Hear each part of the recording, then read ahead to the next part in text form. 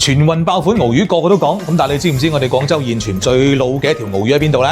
嗱，就係呢個5層樓廣州博物館3樓呢度啦。嗱，呢一條呢，就係而家我哋廣州年紀最大嘅一條鰲魚啦，入名㗎啦。嗱，石灣窯嚟嘅，咁而家好似咩嘢陳家祠啊、沙灣啊，又或者廣博寺經外邊嗰啲鰲魚嘅話呢，要麼就清代，要麼呢就係呢個民國嘅啫。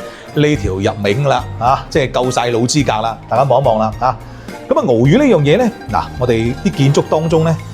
就好中意整佢嘅，咁啊通常咧就喺屋脊上邊一邊一條咁樣嘅，咁中間咧有寶珠咁樣。點解會咁樣咧？嗱，你都知古代嗰啲屋嘅話，通常都係磚木結構嘅。磚木結構驚乜嘢咧？驚火。鰲魚嘅技能係乜嘢啊？吞火吐水，守護安全。